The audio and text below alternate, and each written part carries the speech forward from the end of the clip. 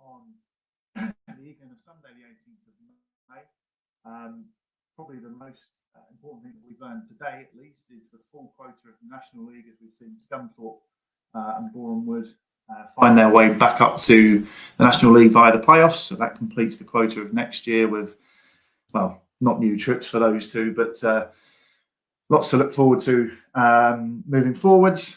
Today, StonesCast 78, this is about looking back over the last year, another topsy-turvy, full of drama season at Grosvenor Vale. And this is our end of season review.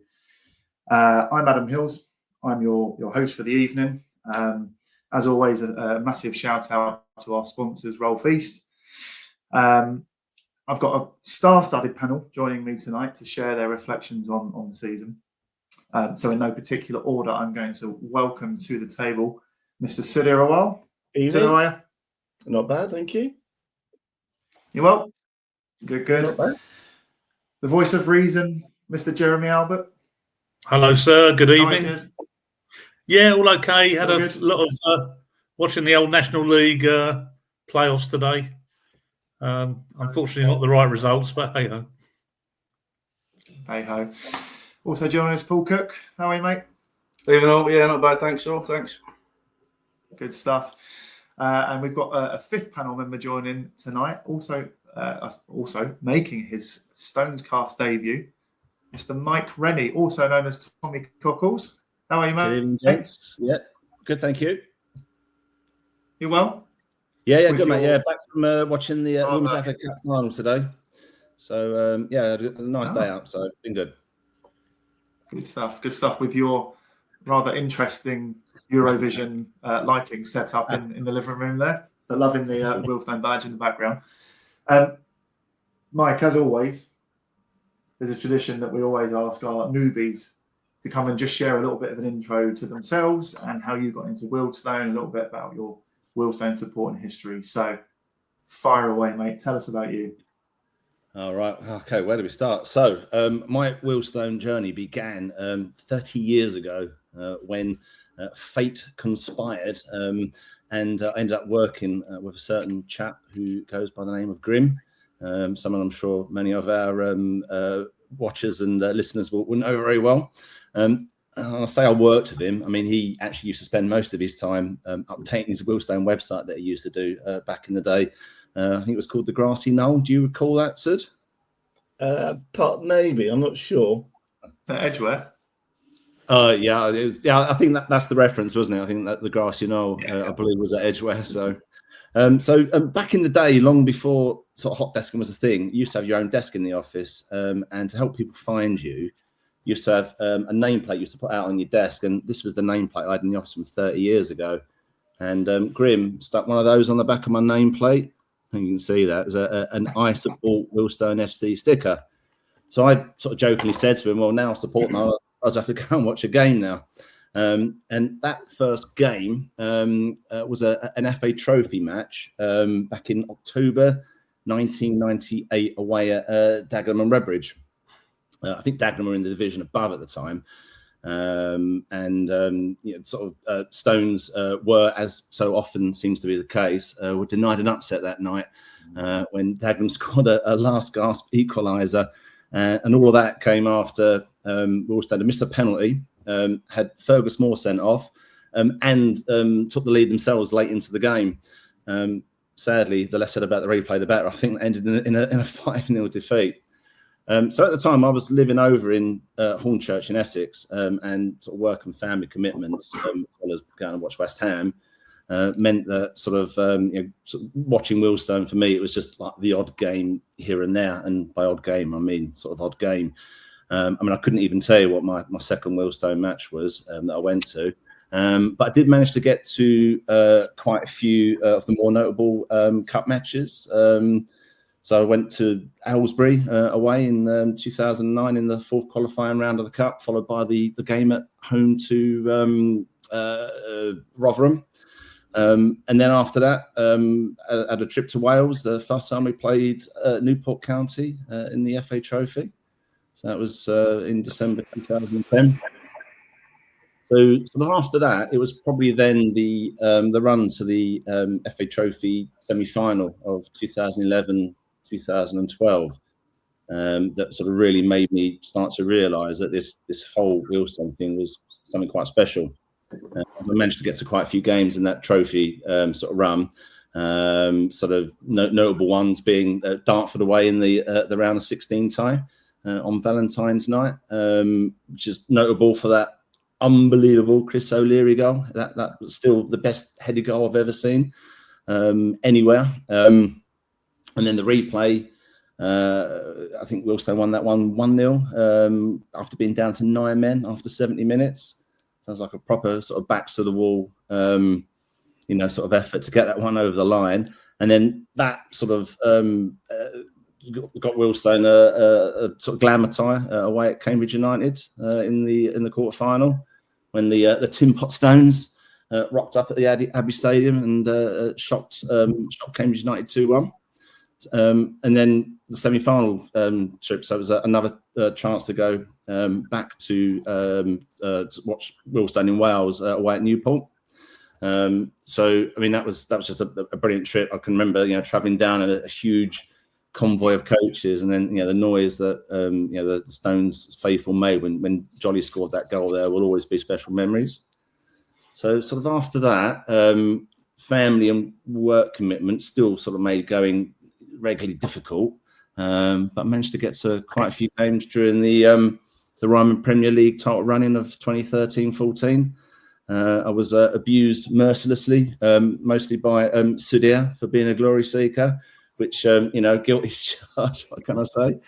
And then that title run culminated in that glorious night in Margate on Tuesday, April 15th, 2014.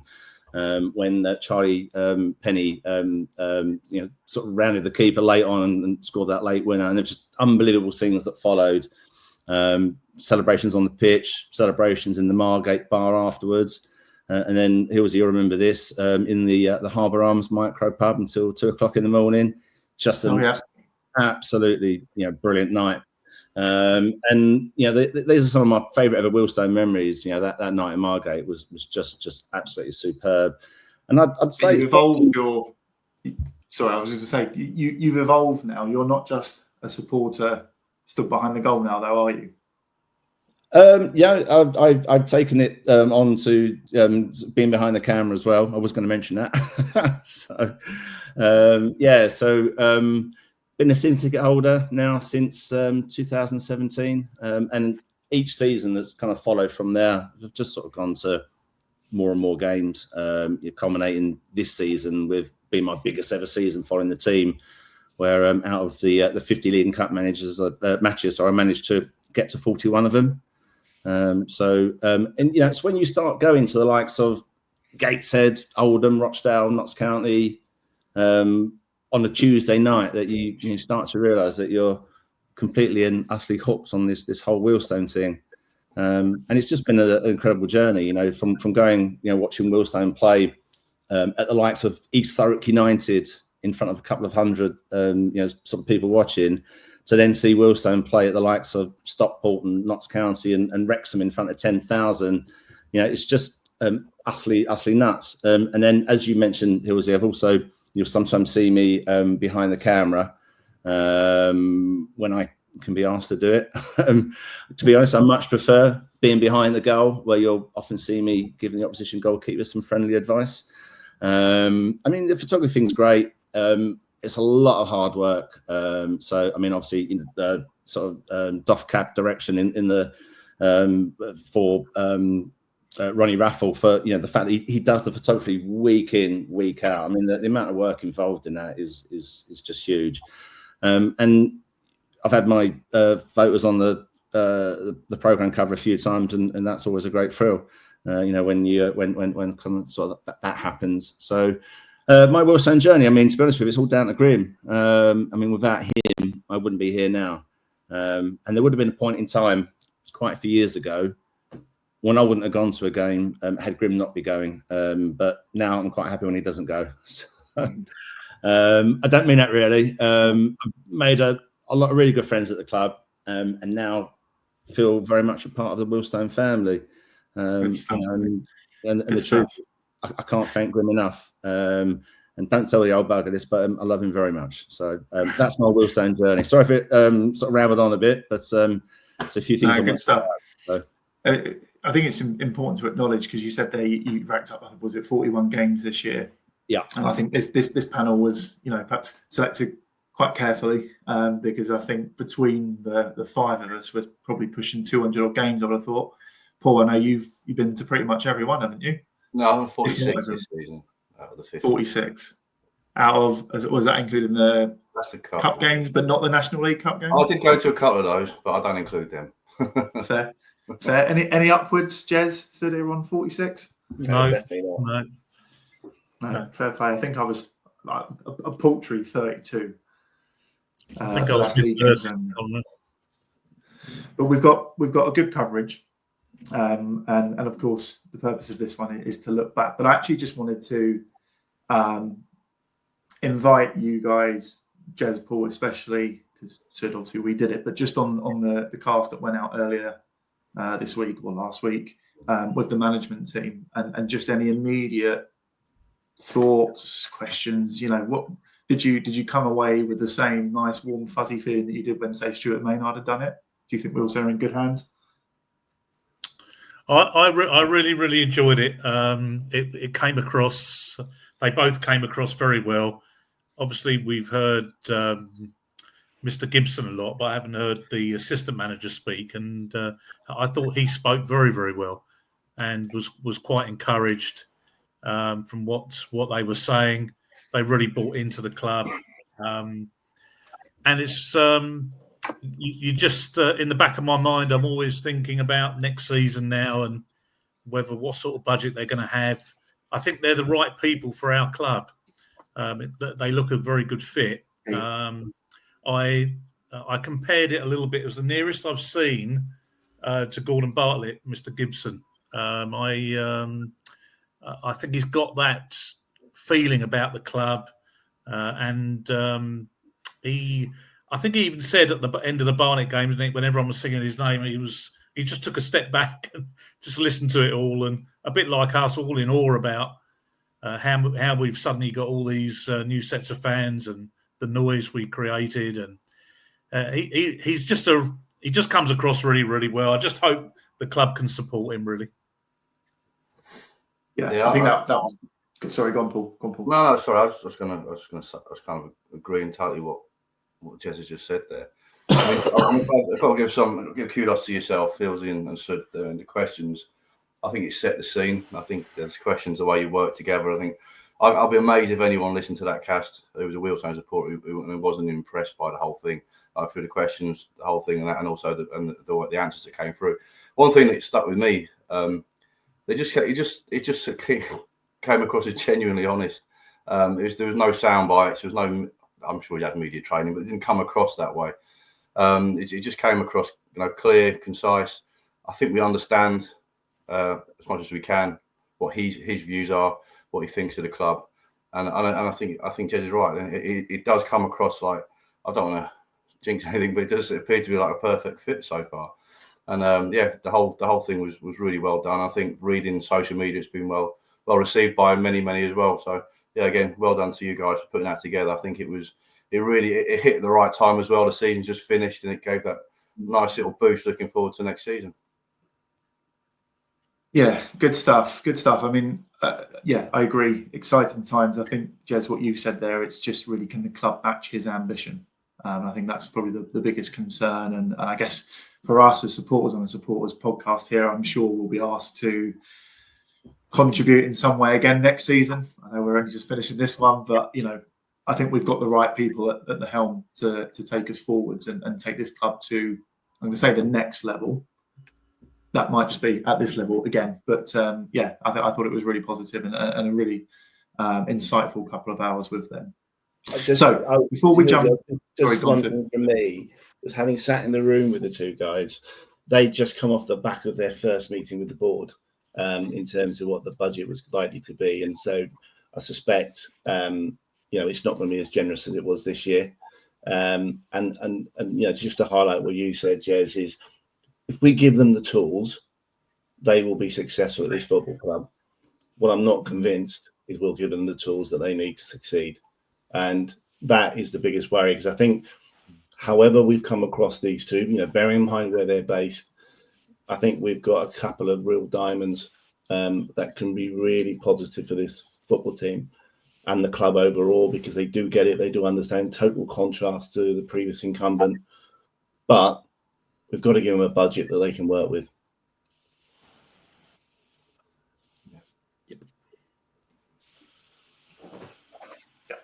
Yeah. Right. I'm going to steer us on to what we're really here to talk about, which was the season that's just gone. And of course, it feels a long time ago, last July when Matt Taylor at the time kind of kicked pre-season off. And actually, I've got a question for you four that maybe you can have a little think of while if you're not engaging in conversation while we're here. So I think I've highlighted we used 48 players appeared in the National League squad during this season. 7 of those played less than 90 minutes of football across the season. Can you name those 7 players? And I'll reveal the answer at the end. So, 7 players who played less than 90 minutes of National League football for Wealdstone this season. It's got to be a couple of goal kicks in there.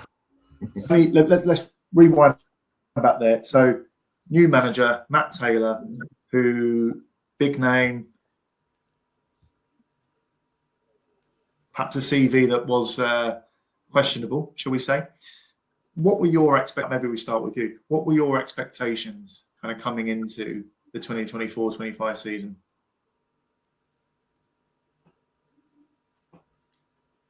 Sorry, you went so quiet, Hillsy. Is that me or? No, Yeah. It's me as well. Yeah, You keep cutting out, Hillsy. Yeah. He's frozen. Ironic after the Dave Reader problems with connections, and He's got all Dave Reader on us. Connection. He's the one who's got the bad connection.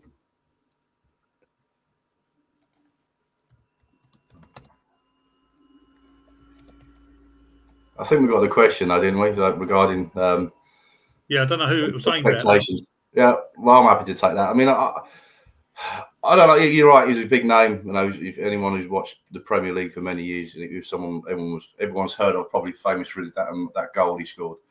I mean, I hadn't, to be honest with you, didn't know anything about his managerial credentials. So I don't know if you had a quick look. And as Sud's mentioned there, it wasn't great. We'd come off the back of not a great experience with Noble. Then we obviously Cooke came in and steadied the ship, kept us up last season. So it was a big move. Whoever we went for, I wouldn't say the last chance to lose or anything like that, but it was certainly, we've got to get this one right. So my expectations were, let's see what he can do, because obviously his credentials weren't great on the managerial front, and we had to pick it up and see where we went with it. And I think that the season panned out. The first certainly 14 games weren't great. In fact, they were shocking. So for me, expectations were kind of, let's see what could happen. So I wouldn't say I didn't expect it to be as bad as it was. I did expect a little bit more. Thought, this is his kind last chance, as it were, to try and make something in the managerial space. It didn't work. And those first 14 games were 14 games that really we really struggled to recover from up until the last game of the season. Can you hear me now, guys? I'm not quite sure what's going on with my Wi-Fi. Yeah, we can. Yeah, good. Okay, I'm going to just maybe pause this there because we've got a special guest joining us tonight. So I'm going to invite to the stage, also number 10, Mr. Max Kretzschmar. How are you, mate? Hello, guys. You all hear me right? Hello, Max. Yeah, loud and clear. I hope you can hear me because I might be having some Wi-Fi issues. Max, first of all, thank you for joining us because I know you're sunning yourself and enjoying yourself in Greece. So thank you so much for coming on. Whereabouts are you, by the way? What part of Greece? We're in Greece. I'm with my wife and my mum. I very rarely get to go away with my mum. I don't think we've been on holiday for like 9-10 years together. So yeah, it's been really nice just chilling out and decompressing from a mad season and a mad last day, to be honest. Absolutely. Try and keep it fairly short and sweet because, like I say, I really appreciate you giving up your time to join us. But we were just kind of talking there of as we came into this season, of course, with another new manager, as Matt Taylor came in. If I can just kind of start by asking, like, what were your expectations coming in? How did you find working under Matt Taylor? I think we recognise that a lot of the players kind of really enjoyed working with Matt. So how was that coming off the back of last season with what went on and the sort of the last day escape to another new manager? Yeah, no, I think what you said there, all the players really enjoyed it. Yeah, it seems like we've had 2 seasons now with disruptions with managers, sometimes going higher, sometimes leaving because of getting sacked or whatever. But yeah, it was very positive conversations in the summer I had with Matt Taylor. That we were going to work very hard in pre-season at Brunel, a lot of physical work. And I think in the early parts of the season, we played actually some really good football. I was a bit injured for the first few games. But I think we dominated the ball as I did under Maynard for large spells and just didn't get the results. Maybe we missed Sean Dark quite a lot. We dominated games, didn't score goals. We had, sliding doors moments in games like Dagenham on the first day, Oldham at home, things like that. So, yeah, and I think when we hit Braintree at home, when it really was basically win or bust, that if we didn't win that, he was probably gone, and we had to probably look at ourselves long and hard. But we won that game, and then we should have beaten Ebbsfleet after that. And we went on a bit of a run. We played Grimsby, we won that game, and it was starting to come together. And then obviously, I thought the pressing side of things, which I kind of enjoy, and setting traps and winning the ball high, was probably our biggest strength under Matt Taylor in that mid part of the season. We really just kind of learned our jobs. We had Reedy scoring goals where he didn't do too much pressing. Ashford did quite a lot of his work, and so did I. But it was just really working well. Yeah, and obviously what happened, and we had to kind of readjust after that. And that did take a bit of time. But yeah, I think we kind of realised what we were. We kind of moved away from maybe the ultimate football we had under Maynard and continued to do in the early part of the season, and we'd started to get results. So it's just a bit of a kick in the teeth when obviously he left for Solihull, and we had to kind of, not start again, but we had to kind of pick up the momentum once again.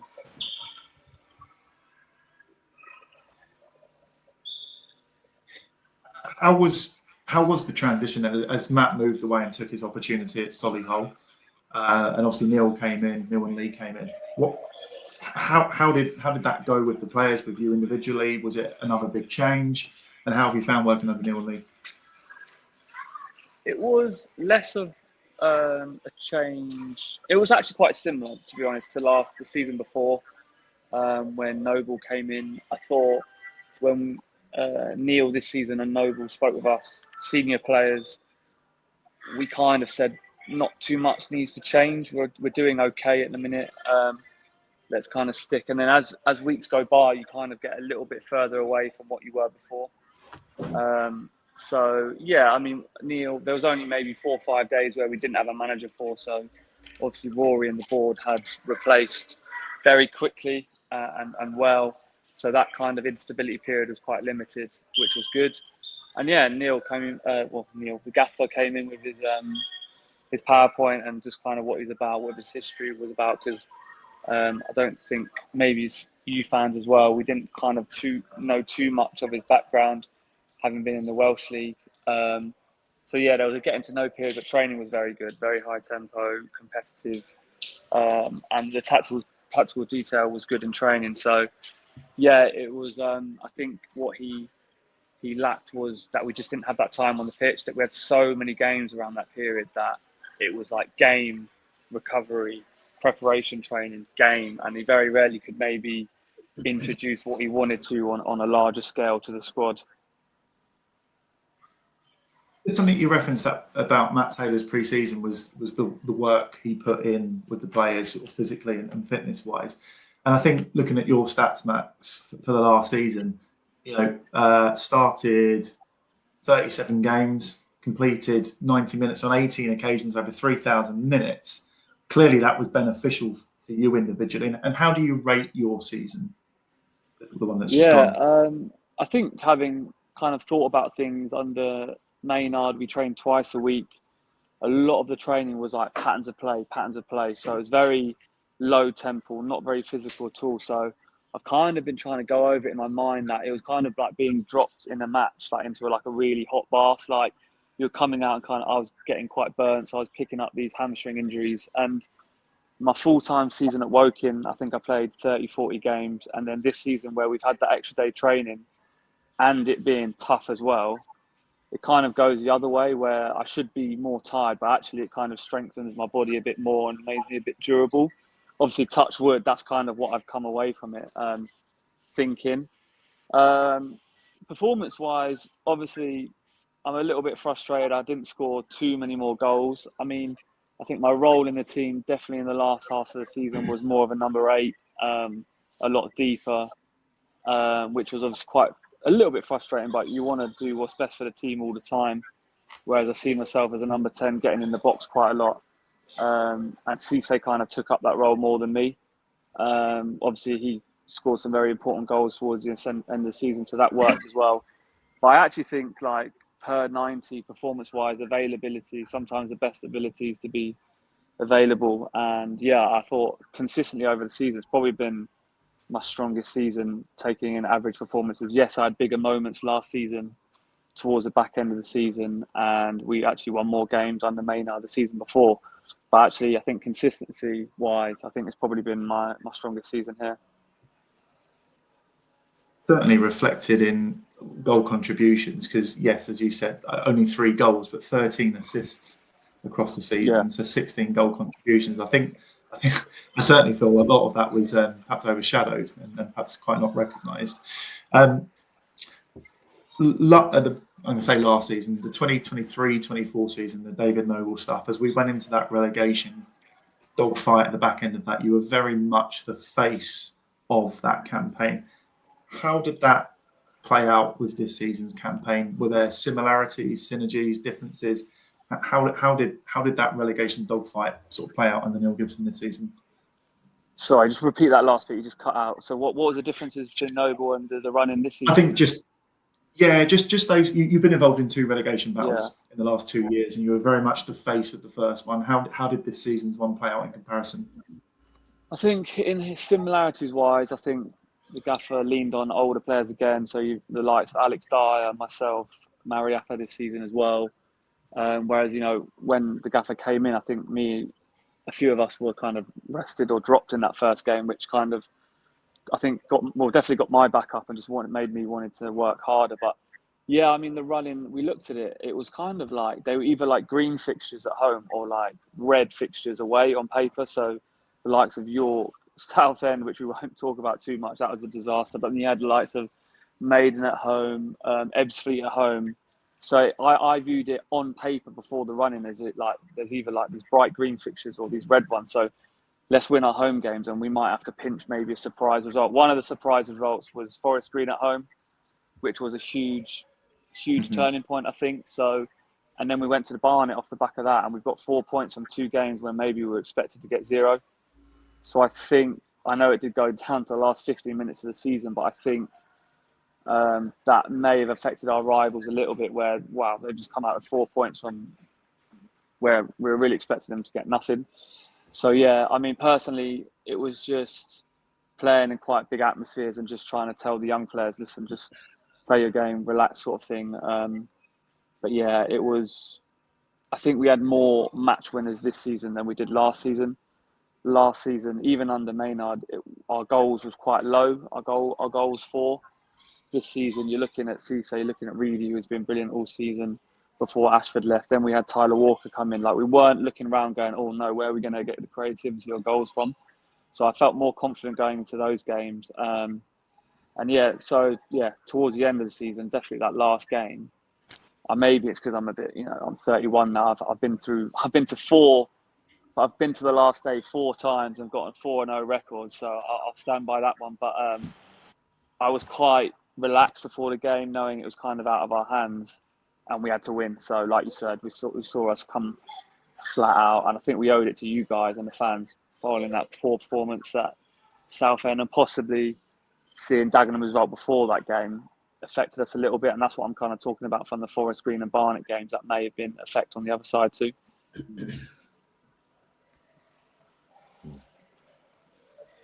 Celebrations after the Halifax game? Yeah, good. I got sent a few messages from parents I coached. I got caught in Hennessy's with the fans singing many songs, but no, it was great. I brought obviously the music into the boardroom. Rory told me to turn it off for a little bit, and then once he had left, we turned it back on. And I think those are the best moments, really. Like, you can go to all the fancy clubs and all that afterwards, but just sometimes being at a bar at your home club. Like, I've been to Woking, I played at Hampton and Richmond. It's a wonderful atmosphere. Hampton and Richmond, more of like a villagey feel, but there's nothing comes close to the bar after a game at Wealdstone. Like, win or lose, obviously winning is brilliant. I remember, what game was it? You come in, I've just walked in to get some food, and just everyone's on their feet, standing ovation. So it was just such a great day.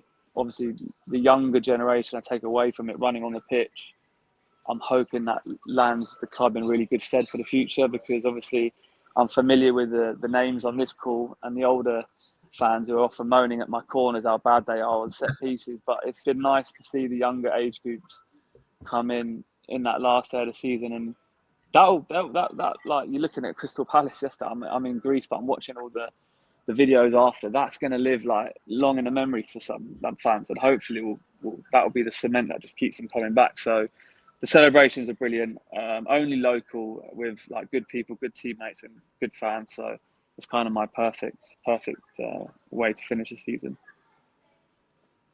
Just a quick look back earlier in the season. Say that again, Hillsy. Sorry, I can't really hear you. It might be me though.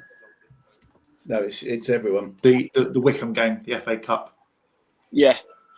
Sorry, Hillsy. What was that? The Wickham game? The Wickham game, yeah. You went Brilliant. quiet again.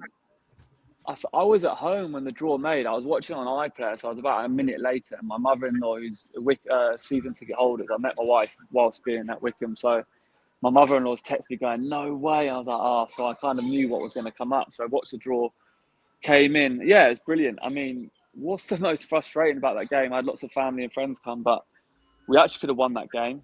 And sometimes when confidence is a little bit low, or like, I need to remind myself I'm a good player, like, I watch clips and videos of myself playing well, and Wickham was an example where we played really well. Obviously, Reedy's chance first half, we actually had a few other chances, some good headers and some half chances, but then obviously when they stick a free kick right in the top corner in the second, just before half time, it kind of, I would say, it took the wind out of ourselves. Didn't really. We played well second half, but yeah, it was more frustrating when I had a beer after the game with my friends and family, and I was like, guys, thank you for coming. But I was like, could have won that game. Like, we actually could have won. We'd had a really good advert for ourselves, and to get the national publicity we did on ITV, which Wealdstone's been craving for many years, was brilliant as well. So it's actually, when it's all said and done, we look back on it, it's actually been a really positive season in a lot of ways, with financial things off the pitch, and also like kind of the prestige we brought with a little cup run, and obviously staying in the league. Good stuff. I've got one more question, and then I'll give the guys an opportunity to ask you, conscious of your time. But what next for Max Kretzschmar? Is there a fourth season at Wealdstone? I think so. I had it's quite funny. I think I had an appearance thing in which triggered an extension, and they're like, "Wow, he'll never do that. He's never fit for that many games."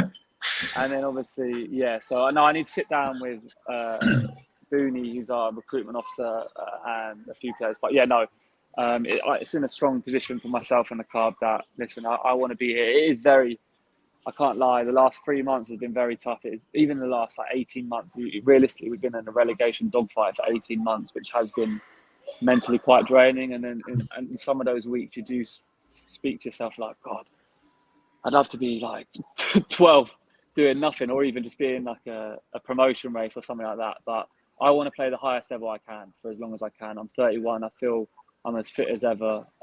Those minutes you've given me today, those statistics, I've actually been covering probably the most ground every game for in the team. So I feel really good. And yeah, we'll sit down and have a conversation, but I think it's more likely than not. So I'm very excited for next season and what that holds. Chaps, any questions for Max? Max, can I just go?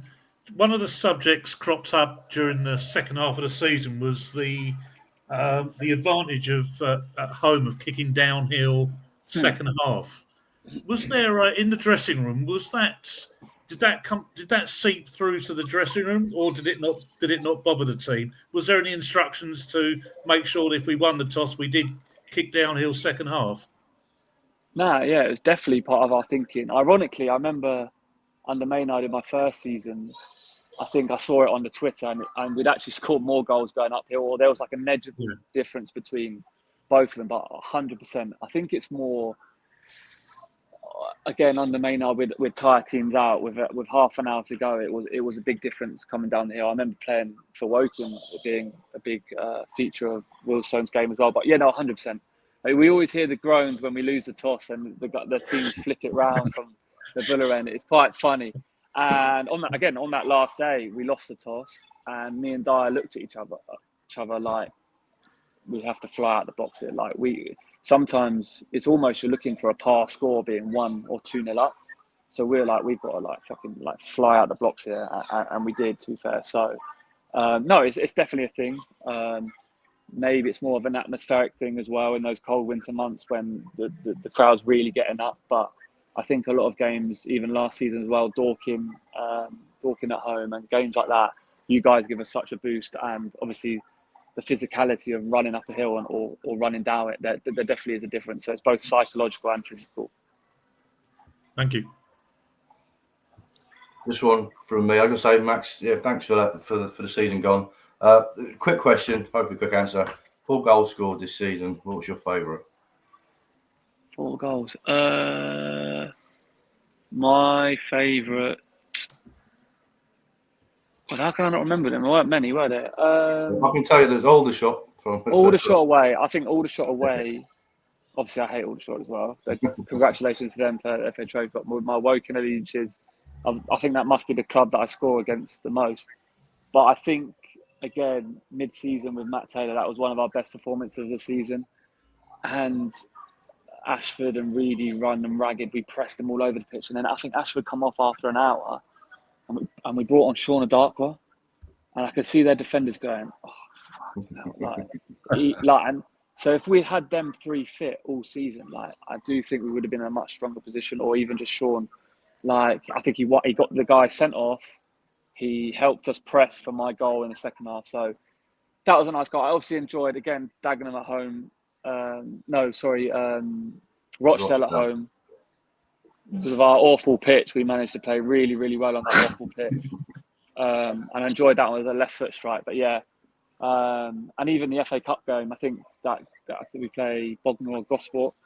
I think we were struggling and we just scored before half time. And the gaffer turned to me and said, listen, I need to put you on. I think, to be fair, my introduction changed the game quite a lot. And we kind of ran out comfortable. And then obviously Grimsby comes off the back of that. So I know I've given you 3 answers there, but probably, yeah, the Aldershot away, probably because it was probably the best team performance we had. Max, just something from me. Obviously, this last season, Reedy took over the penalty taking duties. God. Is that something that you missed? Fuming. And it was my fault as well. It was my fault. Yeah, I've got to be on them next year. It was my fault. So in that FA Cup game I was talking about, he was on a hat-trick. So I've given him the hat-trick chance.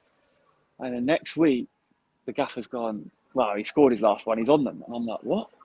I was like, go look at my record. Go on Y-Scout or whatever. And then, yeah, I never managed to wrestle them back. And I actually won a few from Reedy. I was like, giving him the ball, but I didn't want to let go of it. So I just gave it to him. But, yeah, obviously, I'm always very confident stepping up. Yeah, go on. I mean, to be fair, he really didn't miss a single pen, did he? So. He didn't miss any, and that's exactly kind of what you want in a striker. I think all strikers should want the ball to take a penalty. But yeah, since I was like 19, when Paul Hayes was a striker in the EFL, he was like, when do you ever get a free shot from 12 yards with no one in the way? So that is quite difficult to get in the game. So if you kind of look at it from way. Yeah, hopefully, fingers crossed next season, but who knows? Who knows? Good stuff. Hillsy, I think can we're all good. Can I have one Go more on, question? go for it, mate. Go for Max, it. if you were Wildstone manager and Shauna Darker and Alex Reid were both fit, but you could only play one up front, who would you choose? That's so horrible. That's an horrible question. We tease Reedy because actually, like, in training, he's a session wrecker. Like, he is a session wrecker. But when that ball comes in the box, he is ruthless and clinical. So, oh my God. No, I can't do it. I can't do it to myself. I love Sean. I think Sean's a better all-round player. But Reedy's numbers this season, we would be relegated without him. So it's like, well, God, I just wish they could play together. No, I wish they could have played together for longer. So, yeah, I'm gonna sit on the fence with that. I'm gonna bottle it. Thank you. Good stuff. Right, I think we've probably taken up enough of your time, Max. But again, thank you so much for coming to join us. Enjoy the rest of your holiday. I guess we hope to see you in pre-season, mate.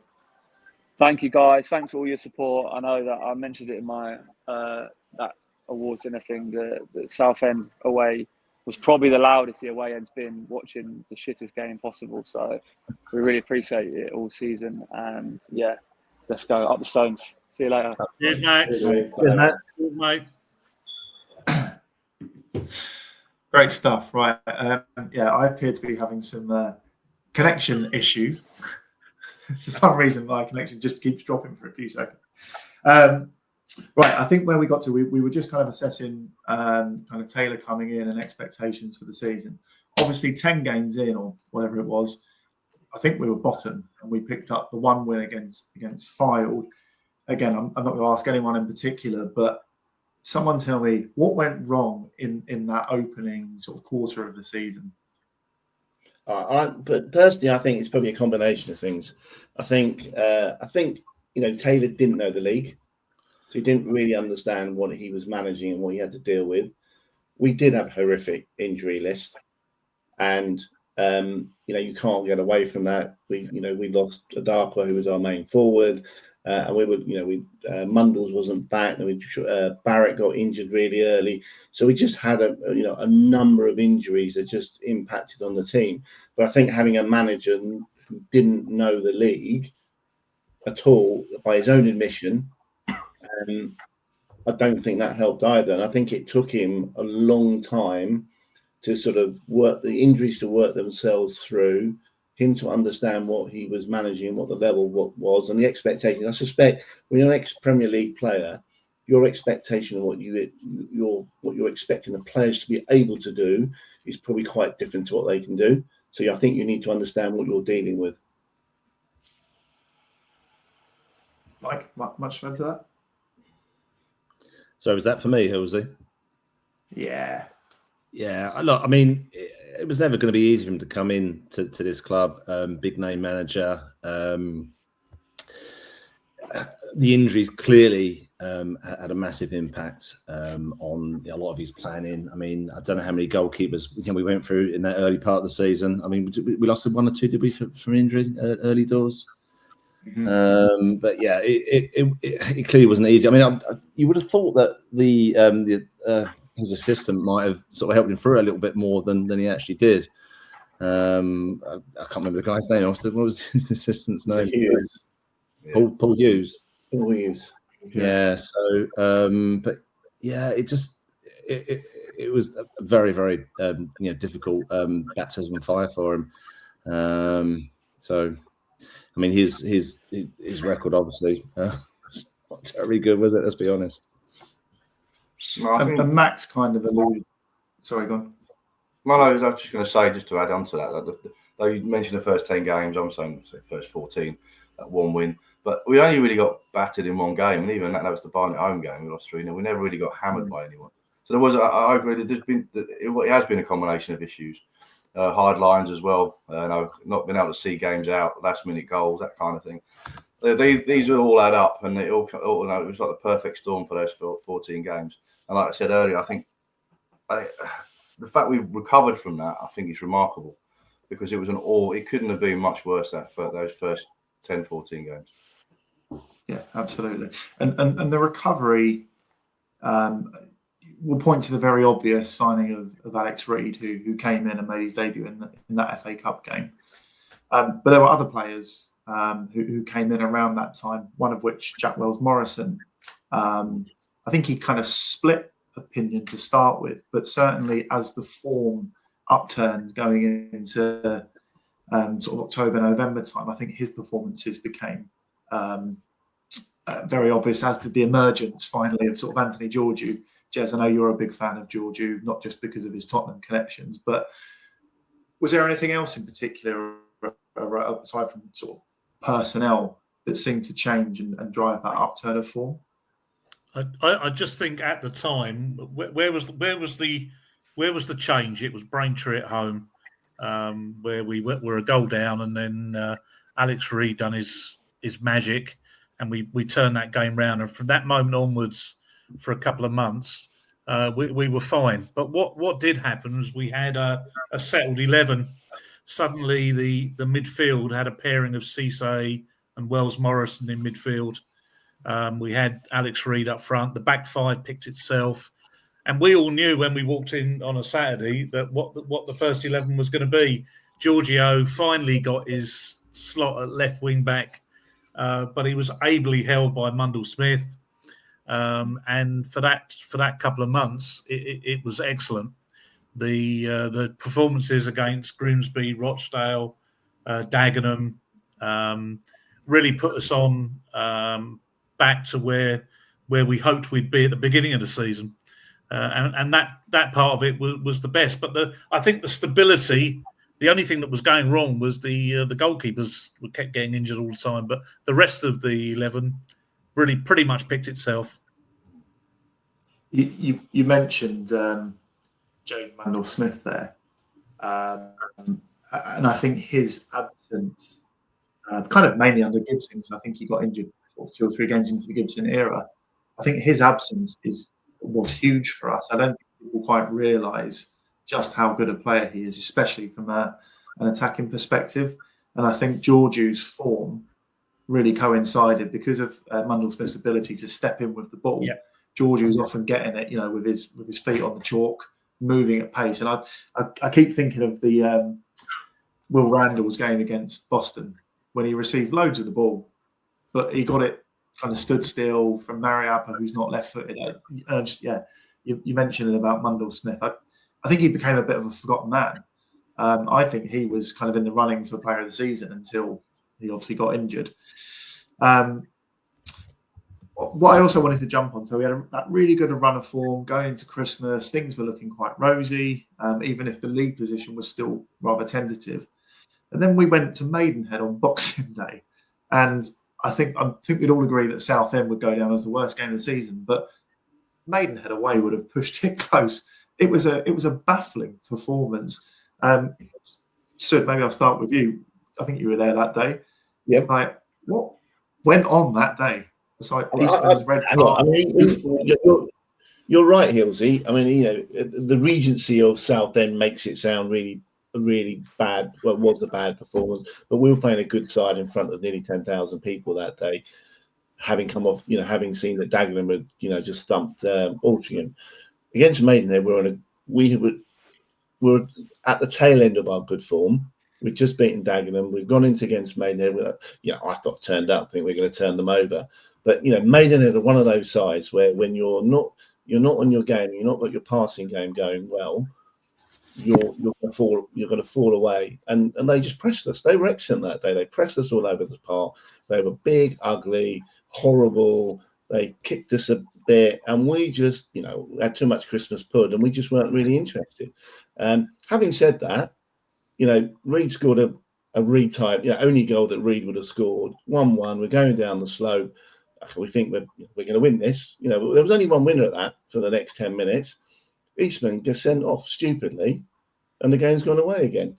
So, we were our own worst enemies that day. Having performed awfully in the first half, sort of got away with it. Eastman gets sent off, and then the game's gone. It was a puzzling game, especially in that first half. We just hoofed it forwards.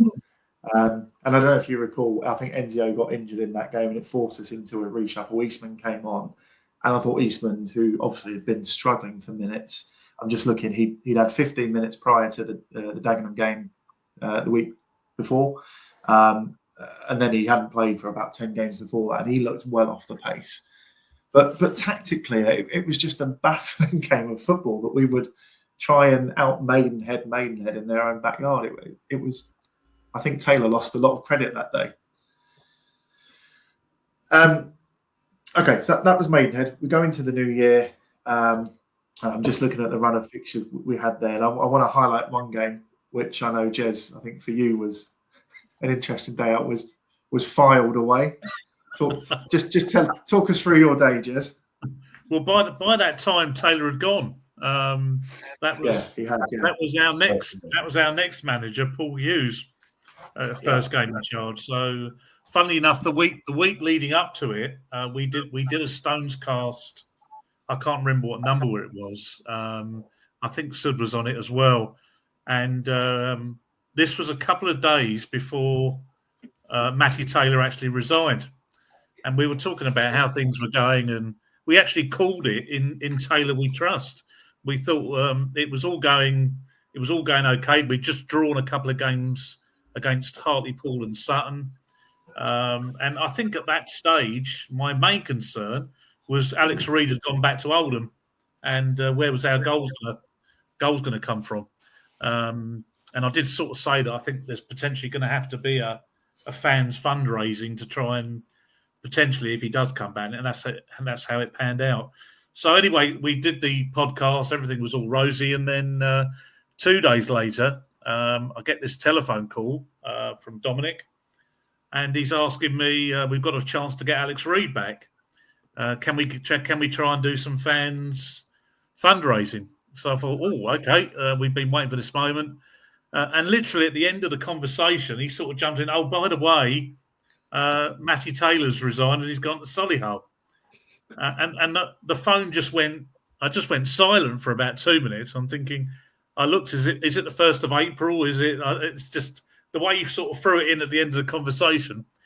And then I had to stew on that for the whole evening, thinking, right, okay, I've got to try and drum up some fans' response to get Alex Reid, knowing full well that the following day it's all going to go a bit pear-shaped.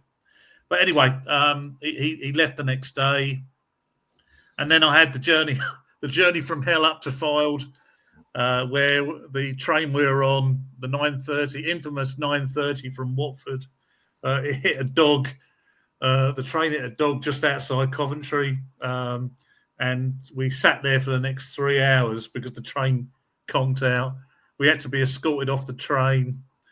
We had to then clamber. I had to climb down a ladder off the bloody train, get onto another train, get off at Coventry, get another train to Stafford. Anyway, all sorts. But we got there. We finally got to the ground about 2:45, and we'd left Watford at 9:30.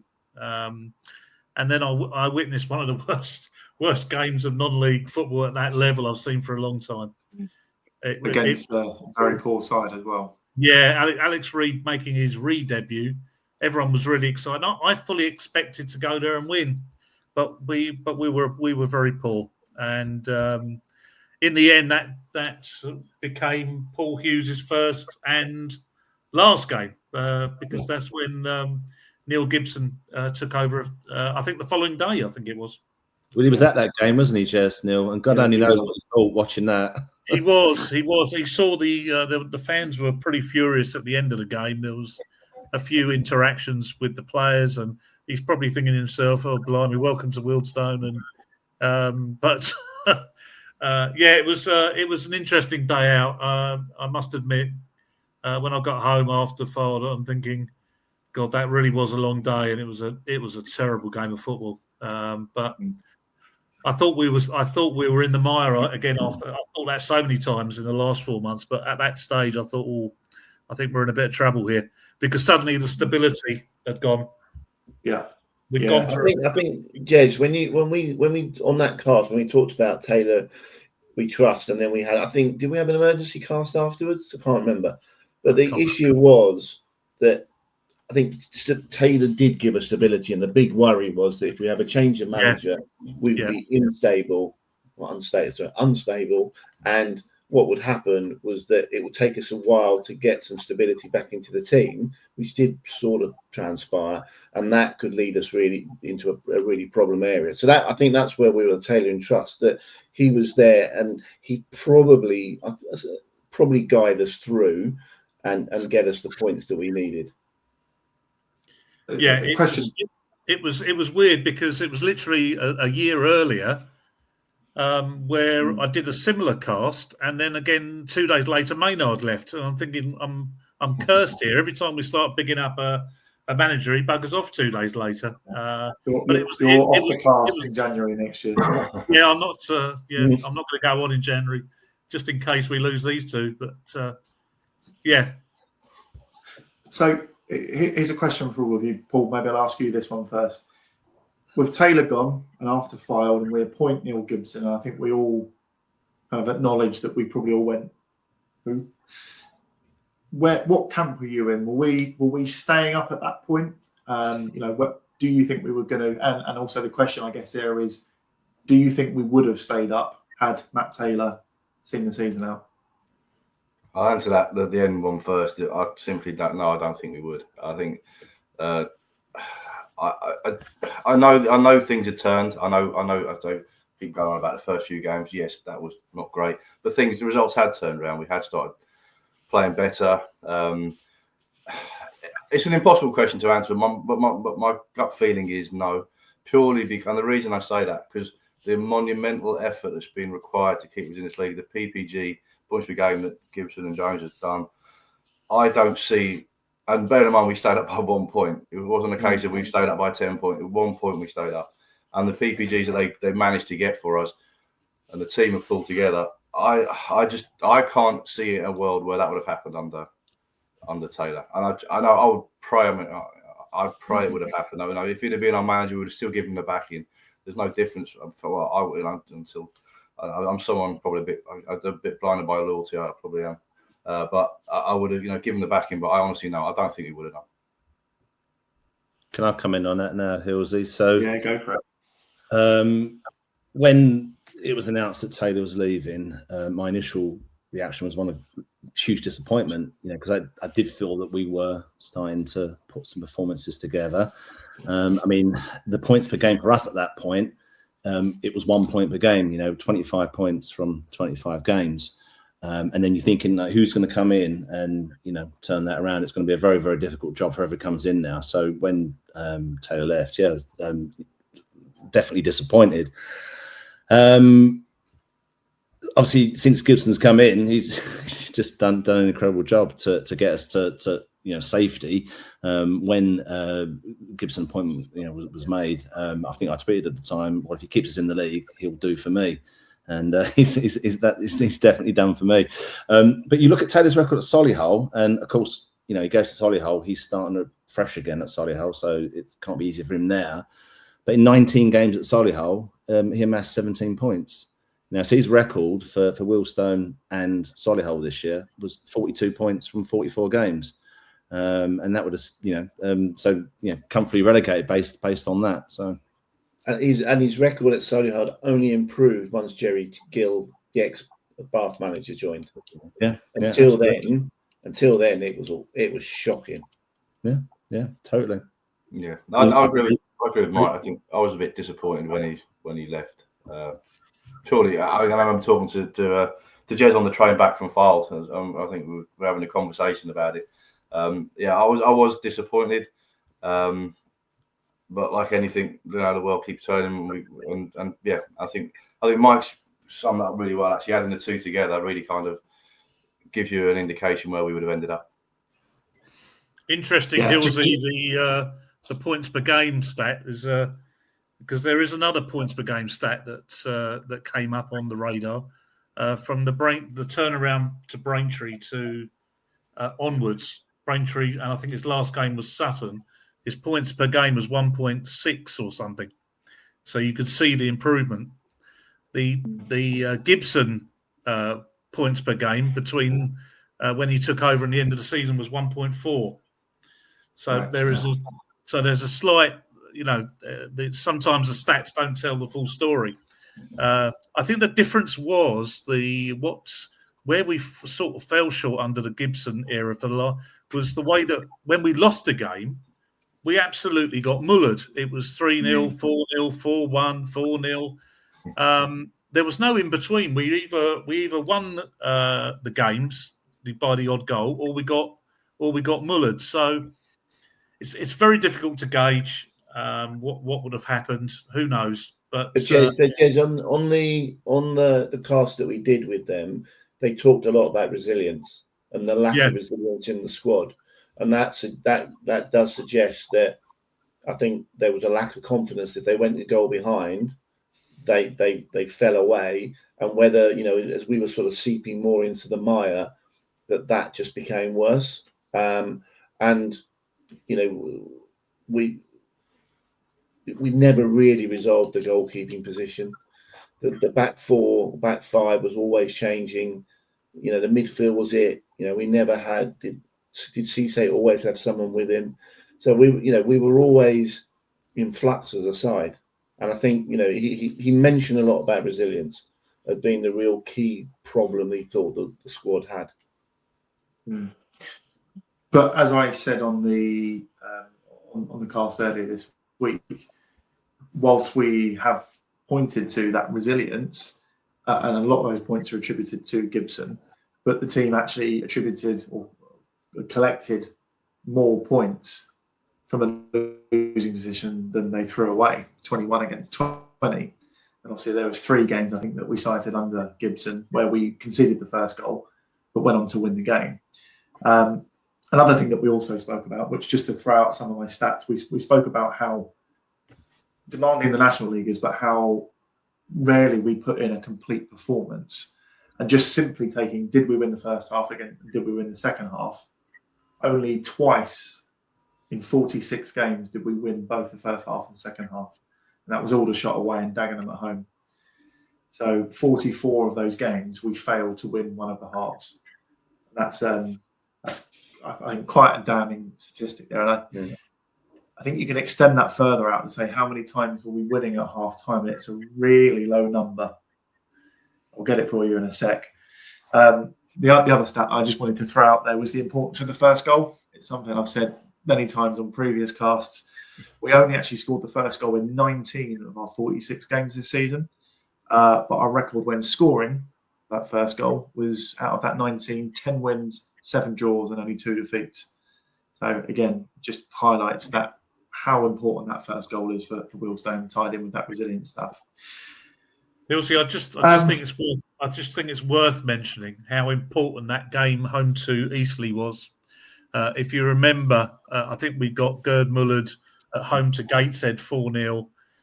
We were 3-0 down at half time. There were people walking out the ground, not coming back for the second half. Can you imagine if that game would have ended 4-0, 5-0, 6-0, which it could have done? Yeah. I think at that stage, the confidence behind the new management team was sort of waning a little bit, and then the second half we completely turned it round to an extent where we had a chance in the very last minute to actually win it 4-3. We talk about sliding door moments. That was a really big 45 minutes for Gibson and co, because that really could have turned pear-shaped. It was a huge. I think it's a great point, Jez, because I think that was the moment the season turned. Yeah, because had we lost that game, we would have gone down.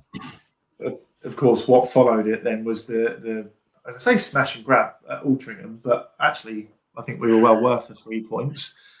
Lest we not forget the chance, the shot that they had with the last kick of the game that came off the bar. But I lost 10 minutes of my life. Do you know just what? Went in slow motion. It just went in slow motion all the way, even though it was a really fiercely hit shot. It was another sliding doors moment. Yeah, but do you know what? I think what you and Sud have kind of said there, that the Eastleigh game before it changed momentum, and had we lost 4-0 at Eastleigh, aside from we probably wouldn't have been in that position, but you can bet your bottom dollar that shot goes in, or it would have hit the back of Luca Gunter and gone in or something. But it didn't, and we picked up a massive 3 points. We then had the, I'm going to say probably the limbs moment of the season, Woking at home. Callum That was Ceesay's my moment last this one. season. That was my moment this season. That the Woking Yeah. game. It was pro. I genuinely thought, as much as has been mentioned, half time at Eastleigh, I actually thought, I don't think this is going to happen. I think we're going down. When we 2 games later, that 95th minute goal by Cisse, I thought we're safe, we're done. You know, it's just the football fans are so fickle. That's Like, right. I was like, I thought we're done. We're so I bounced through them like a good one, and then it was for me the moment of the season. I'll ask that question again because you kind of referenced it there, but where were you guys in terms of are we going to go down or are we not? Was anyone, I mean, I kind of know the answer to this, but I'm going to make you say it in front of everyone. You know, Mike, let me start with you. Did you always think we were staying up? Did you at any point go, shit, we're gone?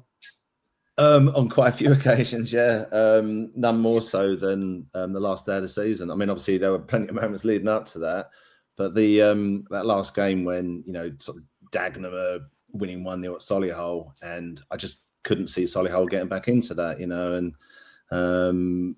thankfully Agent Duke who popped up with that life-saving goal. But I mean, plenty of occasions when I was convinced we were going down. I mean, I'm ever the optimist, me, and you know, whilst there's still a chance. But there was a number of occasions where it was not looking particularly good, shall we say? Cool. Me, I can cite 3 times this season. One I've mentioned there was when I thought we were done, and Eastleigh half time. The other one was actually Boston away, and what it wasn't the 2-0. We were well beaten, and I'm not denying that. But it was the other games going on. It was Maidenhead. Late, didn't they? Yeah, and I think we were playing Woking. And on my phone it came up in the 90th minute that Woking had gone. Maidenhead had gone 3-2 up, and I started walking out the ground. And John, who I'm with, and he goes, "Where are you going?" I said, "Oh, it's all over." And so no one's scored. What are you talking about? And so I was completely desolate. And then obviously come back. So it's 2-2. We were still in. And the other one was the Southend, the second goal when we went 2-0 down at Southend. Because obviously the game before what happened with Dagenham, it was like, I'm done. So but I'm you know, Mike said he's ever the optimist. I think I'm ever the pessimist. I think that's the way I am. But you can never be disappointed that way, maybe. But it's just, there were the 3 moments for me this season where I really thought my gut feeling was I can't see us getting out of this. I think I fluctuated week from week, day to day on occasions. It was just, you know, my WhatsApp on the WhatsApp group. You know, we are doomed. I think was being sent way too often. But it was weird because I thought after Barnet we were safe. I thought we've done everything we had to do. We've got 4 points out of those 9 games. We've gone through this really rough patch. We then had 4 games ahead of us. We were 5 points clear. There was no way that we were going to mess this up. And then obviously a week later, the whole emotional change of, you know, we lost at Boston, drew in an insipid way against Maidenhead. It was still in our hands, but the momentum was going away from us. You know, Dagenham kept scoring last-minute goals. Obviously, after Southend, you know, we were gone. And so it's a bit weird because when we went to Halifax, my thought process was we were relegated. So I didn't, you know, I drove to the game. You know, I didn't even drink because it was almost an out-of-body experience watching everything that's going on. So I was just fluctuating all the time. How many games were there during that running where one of our relegation rivals were playing away at a playoff chasing side, and you think, hopefully they won't get a result there, and then they go and get a result there. I mean, the night at Altrincham, you know, that was such a crucial 3 points because all of our, you know, relegation rivals, they were all playing away that night. Also, somebody was playing Rochdale. I can't remember who was playing who, but they all went and won their game. So. And that was a massive 3 points. That 3 points at Altrincham. I think my worst time, for the first time I thought we were going to go down, was the York weekend, where we had all the hullabaloo about all our illness and everything, and we knew in the background that we hardly had any fit players. We're trying to get the game called off. In the end, when we saw the starting 11, we thought, "Oh, hang on, is this a wind-up?" But there was obviously issues. The players weren't fit, and we really got hammered second half. My fear then, because the next day, 3 days later, was the Boston game. So, were we going to get any of our players back? And I think that was, I don't like to use the word heroic, but that was the most heroic performance of the season at home to Boston, where we had 11 players standing. And those 11 players turned in one of the performances of the season to turn that round. And a special mention to Dion Woodman, who came back and made his reappearance, and he was fantastic that night against a very, very good forward line. And that moment there, Boston, and then from the rest of the season, we had some real moments, and they were I keep going on about sliding door moments. We had the Eastleigh stuff. We had the Altrincham hitting the bar in the 97th minute. We had the Cisse winner right at the end. We can't forget the Alex Reid winner against Forest Green, a huge moment. 3 points where we never thought we were going to get there. The equaliser at Barnet, where we just thought, we were playing okay second half, and then suddenly from nowhere we got an equaliser.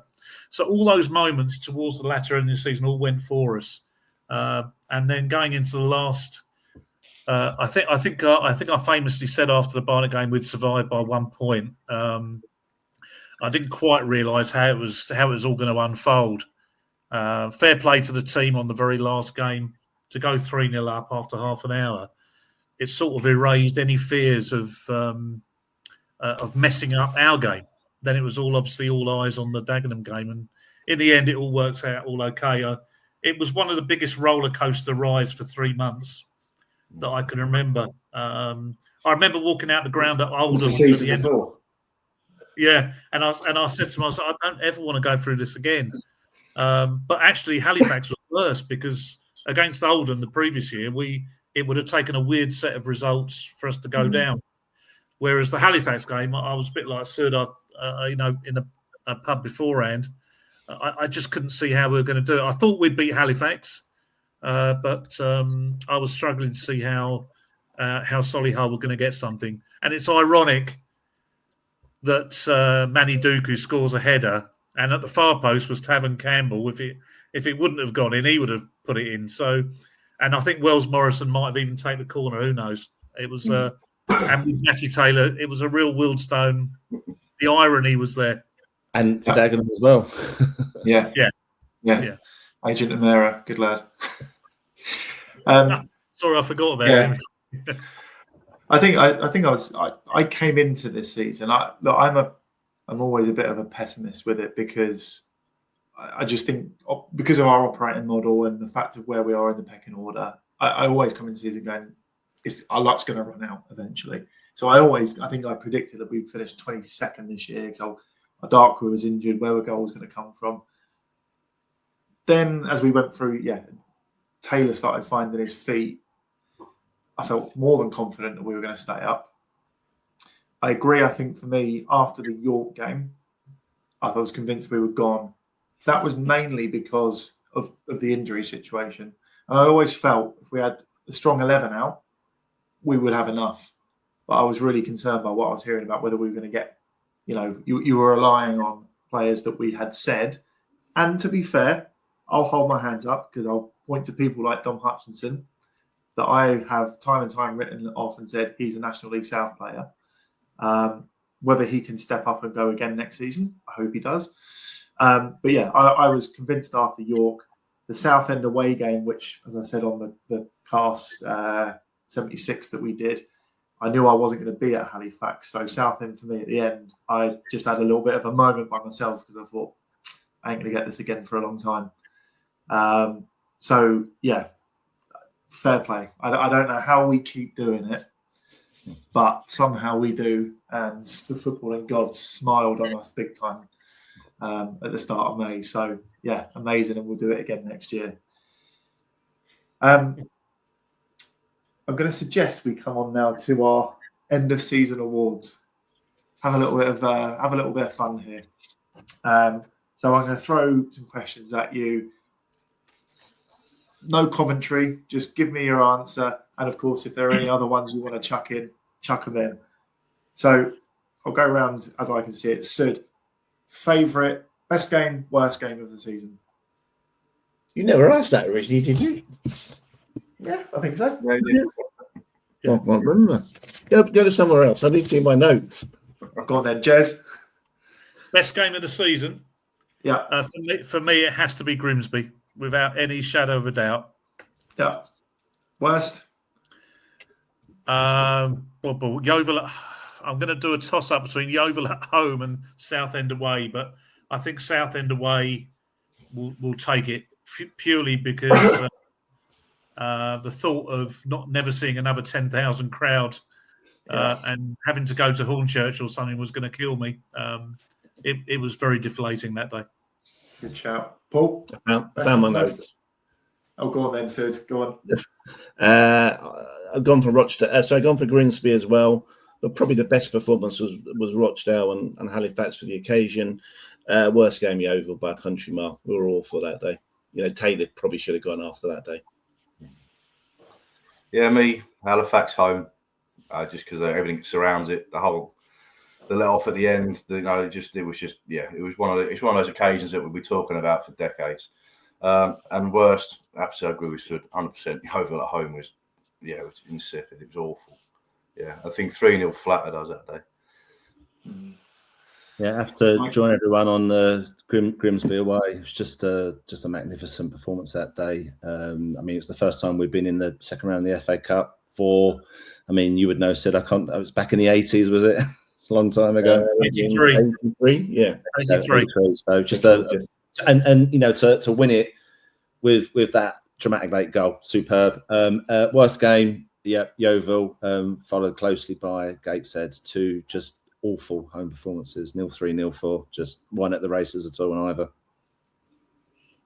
So I missed Grimsby and Halifax.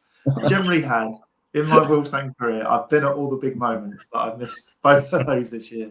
So I'm going to go for something a little bit random here. Not necessarily the favourite game, but most entertaining. Altrincham at home, the 3-3 was a brilliant advert for National League football. Cracking game. Worst game, Southend away. Right, next question. I'll throw two at you. Favourite goal that we've scored and the best limbs moment of the season?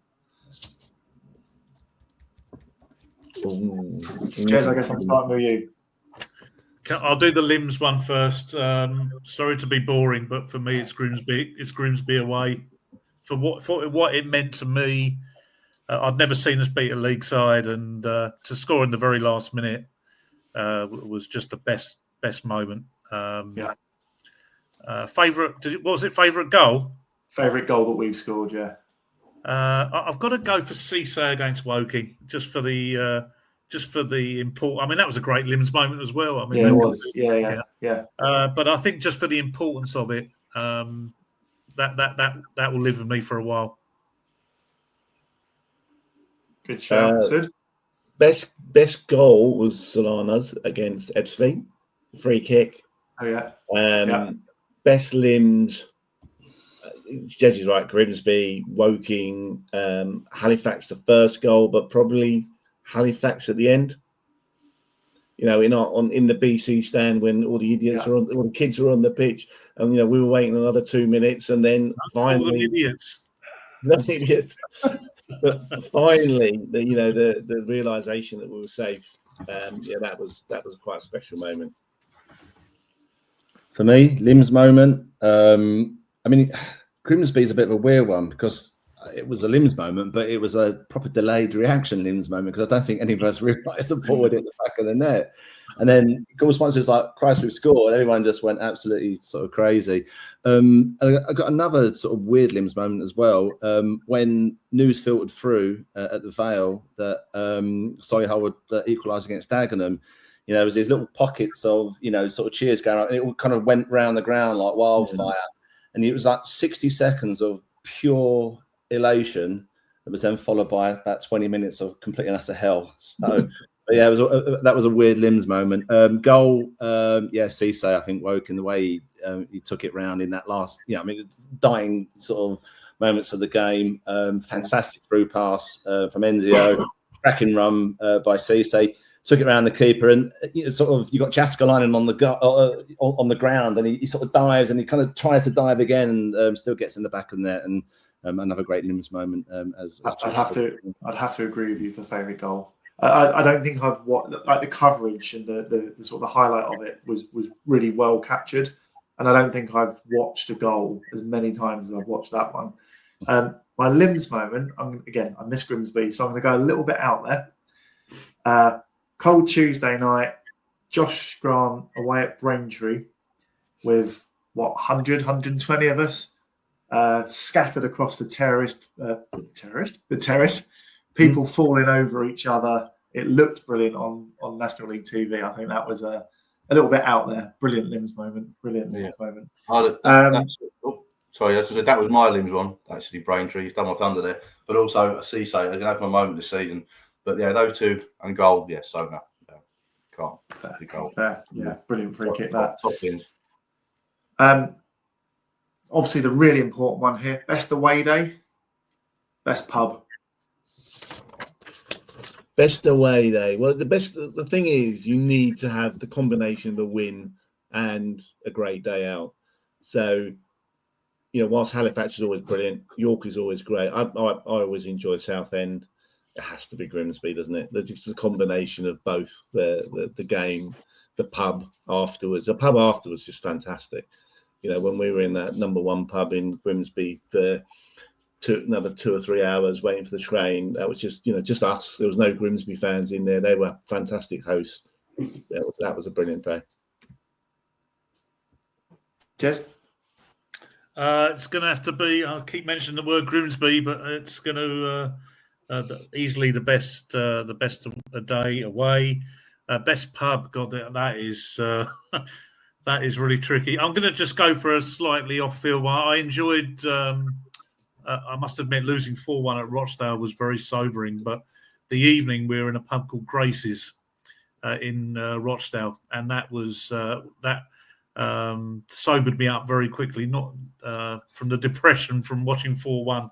That was a really decent pub, but there are so many.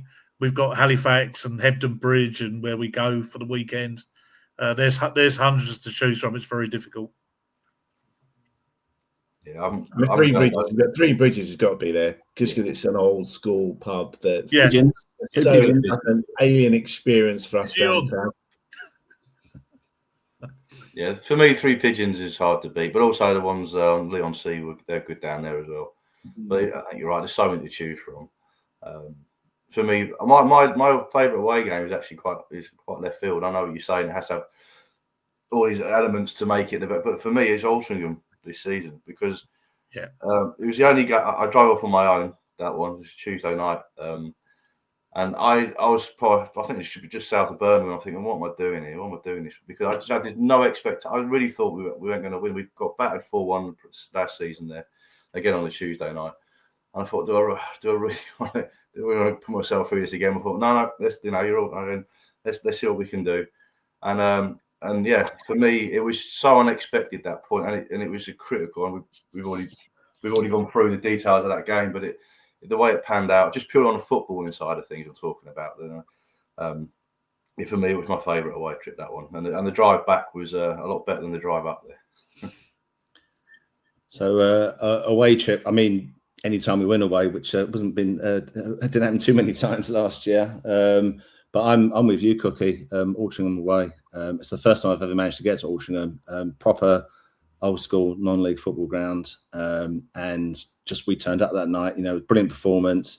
Horrible scare right at the end when, as we've spoken about previously, that shot hit the bar.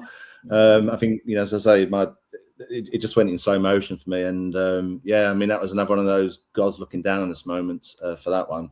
So Altrincham away, best pub. I agree with all you chaps in terms of so many to choose from. Tamworth Tap was really good, although the performance that night was just horrific. Really enjoyed the Rat Race Micro in Hartlepool on the station. Some great beer in there. But then the other one, of course, is our very own Hop and Vine Bar. I mean, that's always up there. I mean, I know it's not an away trip, but the Hop and Vine Bar never fails to deliver. And I dread to think how much time and money I've spent in there over the last couple of 3 seasons. Good shout. I think for me, best away day, I absolutely love Forest Green. Obviously, with the last minute goal, that helped. I know, Jez, you got upset at the start there. We won't go into that. But no, I thought the trip and the day in Stroud, Nailsworth was a surreal surrounding, but what a fabulous ground. I thought brilliant setup.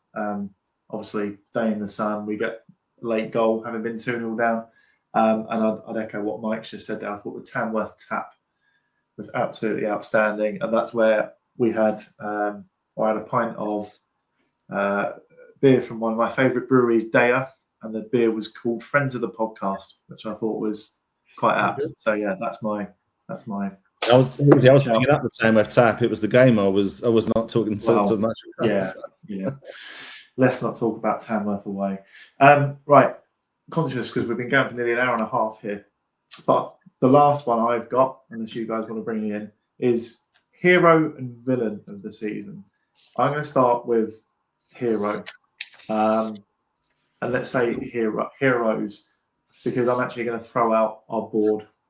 Right, and obviously it's been a very difficult season with Rory, and obviously the ongoing health battle that he's going through. And I'm sure I speak for everyone in wishing continued support and well wishes to him and his family.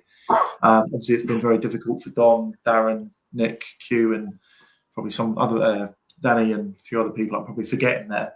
But I've said it before and I'll say it again. In many ways, when it comes to the National League, with the haves and the have-nots, we're right at the bottom of most of those have-nots. But when it comes to our board of directors, not only for their passion and their fact that they are supporters of this club, I think their desire to grow this club and the effort they put in, I don't think people quite realise how much they do. So I just want to acknowledge those guys and just thank you. I mean, Hillsy, I had them in my 3, to be honest.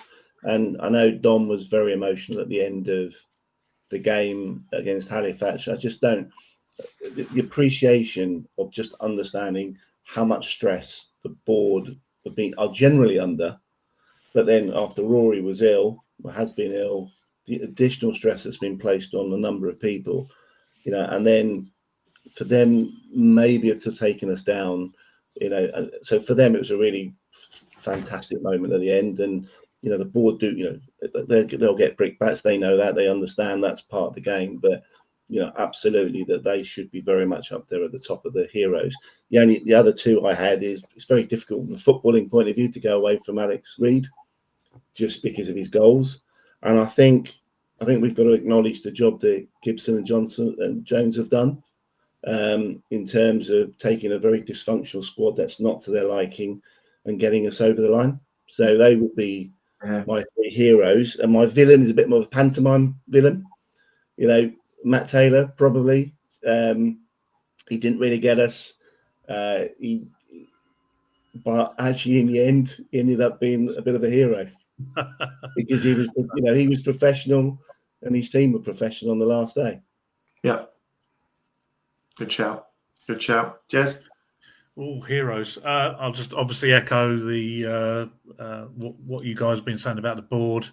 Obviously, sometimes I'm a little bit closer to them because of the fans fundraising I do, and having conversations with Dominic through the season is interesting. The guy works his arse off, and a couple of days before the York game, when I had a chat with him, was one of the most difficult conversations I've had.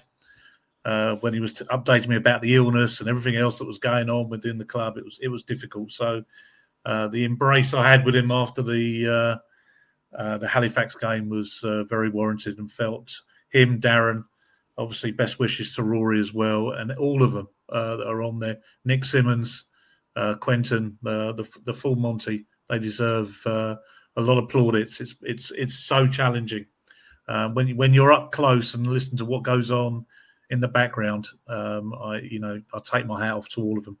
On the football side, there can only be one. It's Alex Reid. It's a very simple. Without him, we would be relegated. It's that simple. His goals have kept us up. Also, a bit of a mention for Enzio Baldwin as well. Really mixed start to the season. Played in a different position, but he became Mr. Consistent. I really enjoyed watching him play over the course of the season. I think he changed a lot of people's minds about him. He became very, very consistent and won the StonesCast Player of the Year award. But overall, Alex Reid was brilliant. I don't think we were very lucky to have him at the peak of his powers with a club at our level with what we pay. To have someone like him there was quite incredible. Villain of the season, blimey, I've got no idea. I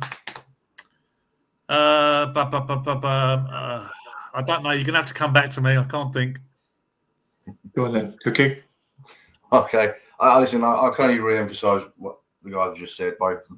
Yeah, I mean, that you kind of stole a bit of my thunder on that one, so I'm not going to go over that again. But what I will say, there is something I will say of another hero, and it's heroes again. Is the people who put on our crowds have grown exponentially over the last few years. The club, we know the limitations of our club, but there's so many people behind the scenes who do things, keep the match days running. I'm a supporter. I just rock up. I'll be honest, rock up, pay my money, watch the game.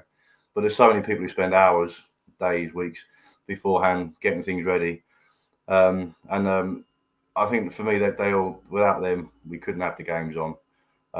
Now, it was interesting, something that was put on the forum the other day from Bappo.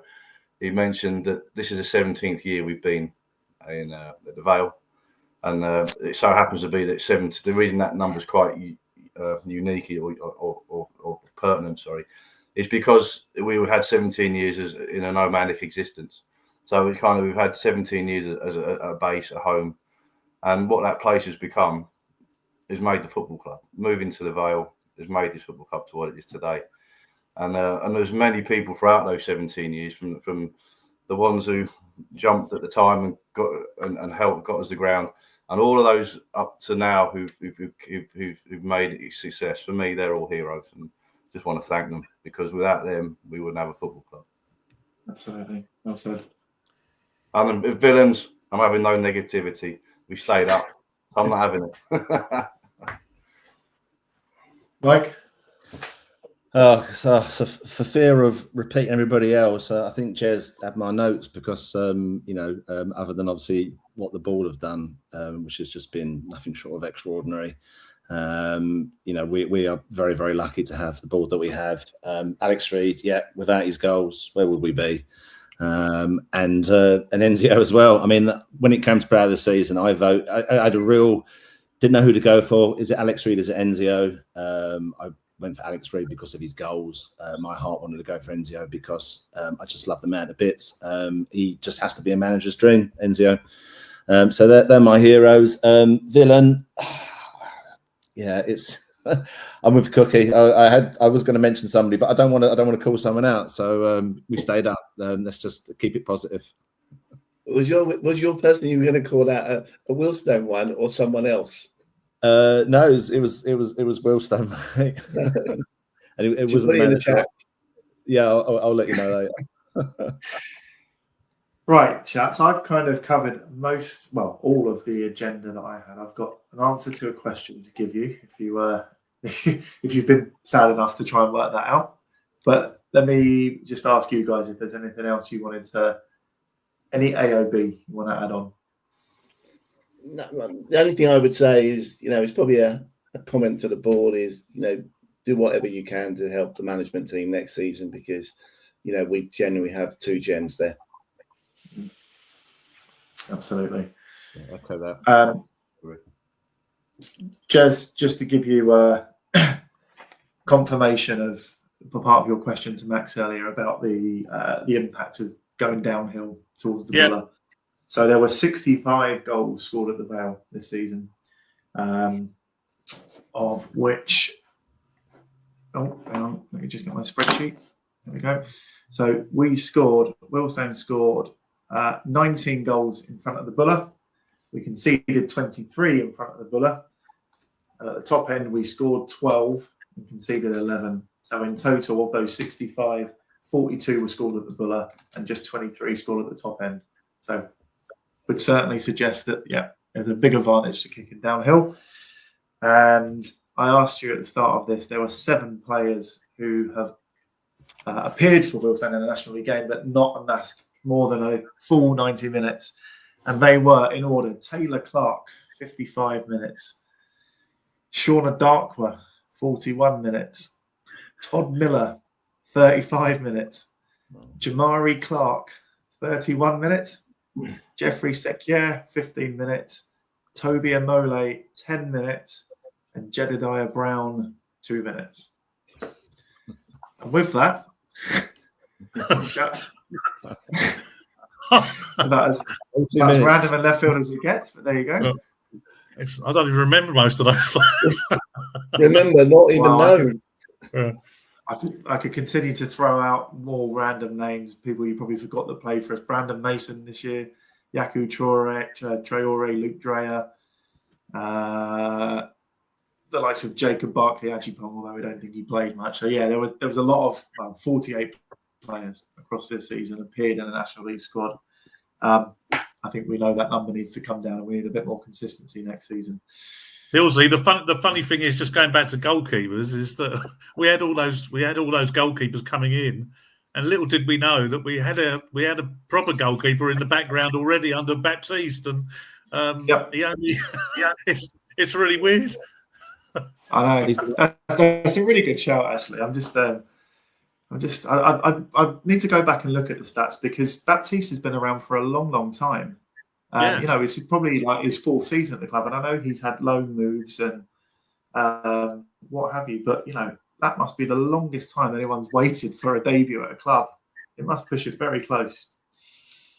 Anyway, like I say, we've been going for well over an hour and a half. I think we've covered a lot of ground, chaps. As always, thank you for your inputs and taking the time to join us.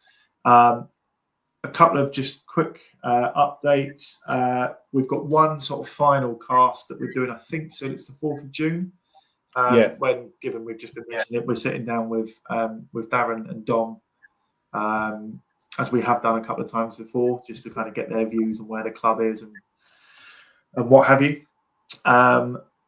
One other thing as well, we've got at least one, but a supporters cricket match, which has been arranged for Sunday the 29th of June, where we all travel to Northwood Town, my old cricket club.